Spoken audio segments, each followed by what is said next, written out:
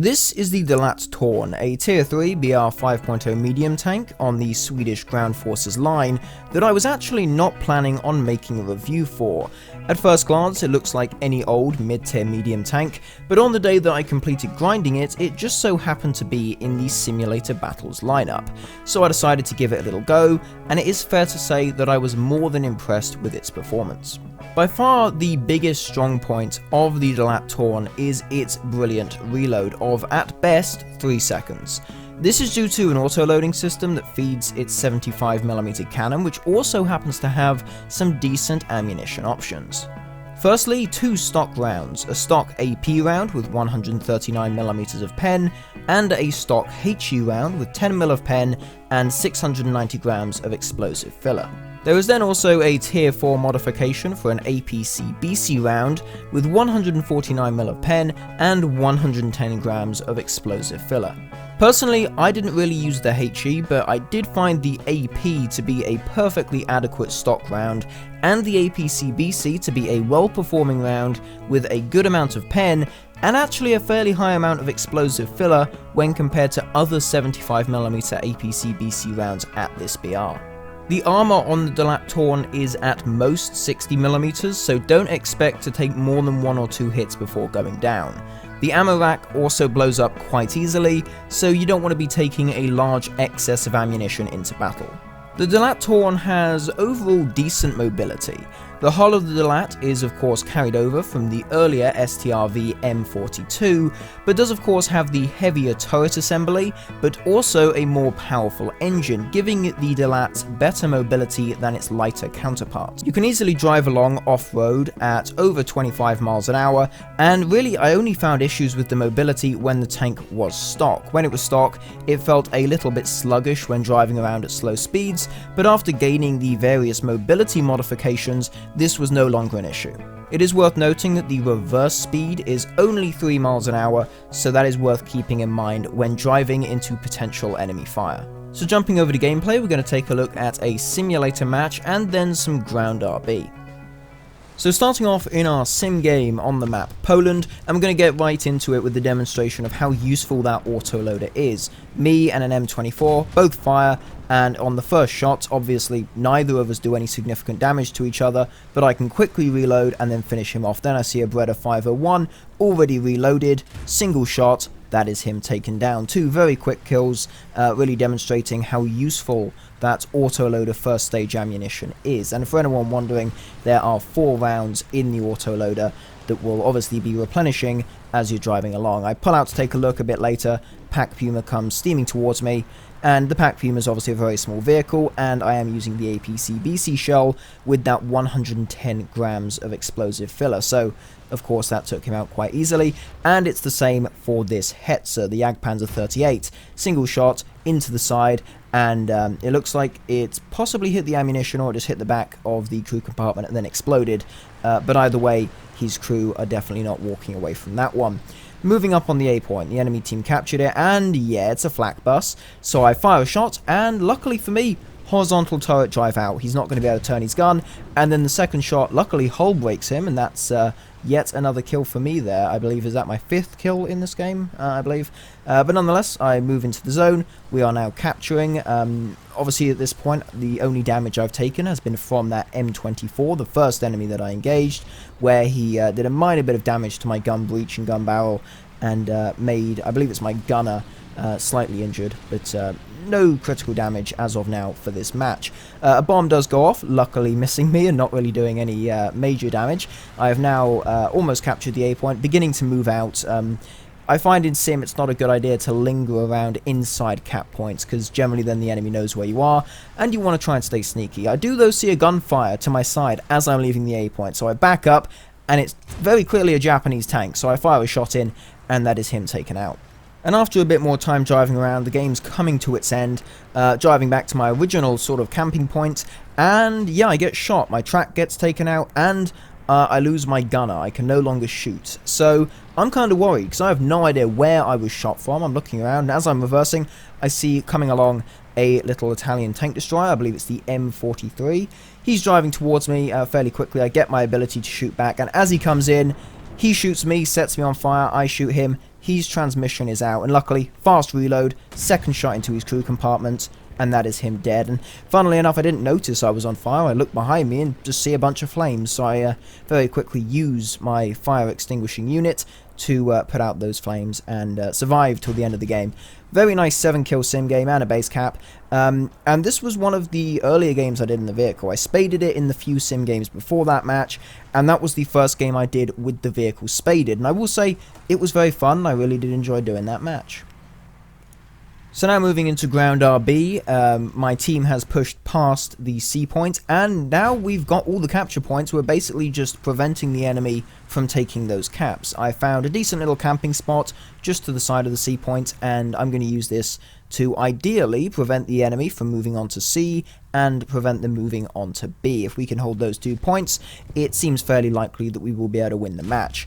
As you saw, I already took out a Churchill, now I'm engaging a Sherman Jumbo, and in this game you will see a few cases where the Sherman Jumbo's turret armor is difficult to pen, even from the back. If you've played the Jumbo, you will know it is very good armor, and it is currently at 5.0, which is the same BR as the Delat Torn, so it is highly likely if you're playing this vehicle, you'll be seeing the Jumbo quite a lot. What I try to do is I will attempt to get either a rear shot or a side shot, or try and shoot one of the more flat plates on the turret. Usually then it will go through. If it's a more curvy part of the turret, it tends to be a bit more difficult, but generally speaking, you can do it quite well. I did also just then take out an M6, and now I see another Jumbo. Another case here, one of the more curvy bits at the back of the turret, the lower turret section, that armor's very strong. Hit one of the more flat bits where I can get more flat penetration. That went in, knocked out the turret crew. Second shot into the rear of his tank, knocks out the engine, and that knocks out the remainder of his crew. So that is a 4th kill, I believe, for me in this match. So going quite well at this point. Lots of kills very quickly.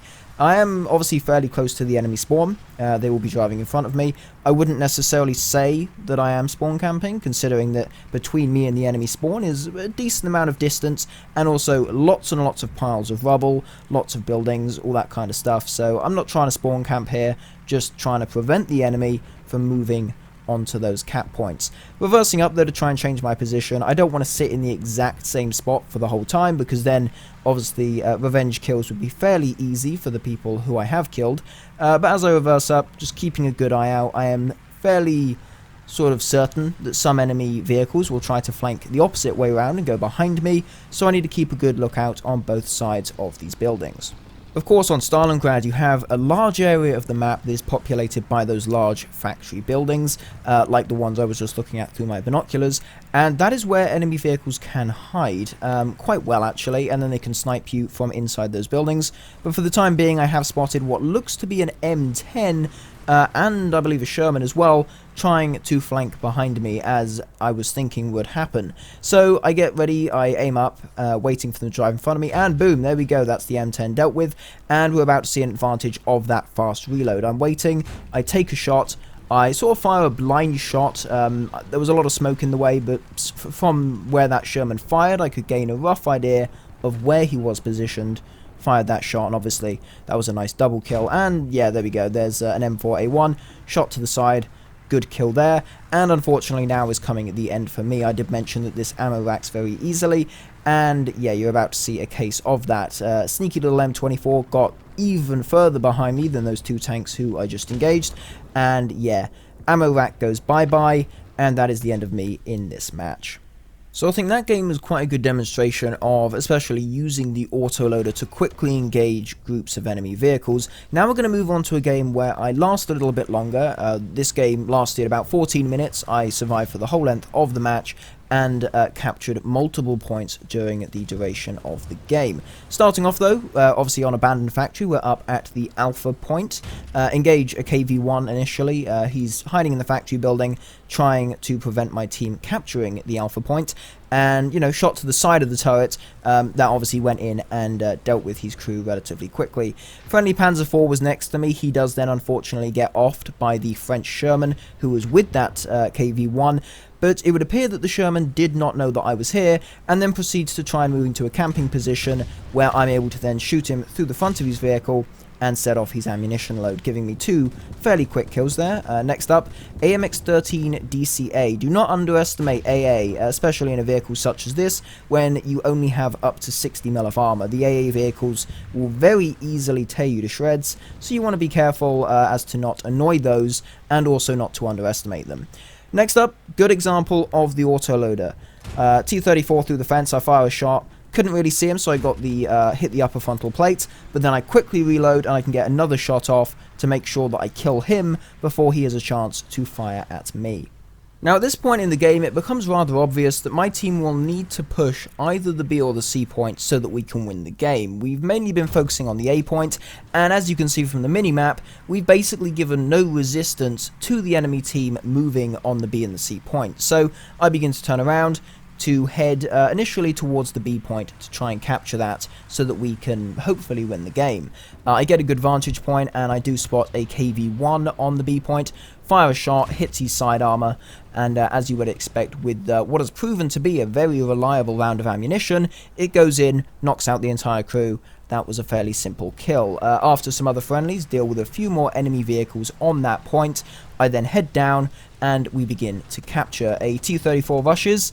Whirlwind very quickly deals with him, and by this point we are now capping the point. It's about to be capped. I begin to turn around to head back up to the A point, and a T-34 comes around the corner. Luckily he focuses on the Whirlwind and I can pump him around and get myself another kill. Now at this point the win did seem fairly certain. The enemy team still has more points than us, but they have only a few vehicles left. I do then spot obviously an AMX-13 DCA there sneaking around near the A point. I try firing a shot through the fence, slightly overestimate the height, but he pops back out, I presume expecting me to have a long reload, but obviously due to the autoloader I'm instantly ready to fire a second shot and finish him off. I then see a KV-1 bullying one of our vehicles, so shot through that cargo crate into the side armor, and again it detonates, killing the entire crew inside the enemy tank, giving me my 9th kill of this match, and that was the end of the game. I got 3 capture points, 1 on A, and then 2 caps on the B point, and obviously the 9 kills on those enemy vehicles. Anyway though, I think I will end the video there. Overall, I have had a lot of fun playing this vehicle. As said, I wasn't planning on making a review on this initially.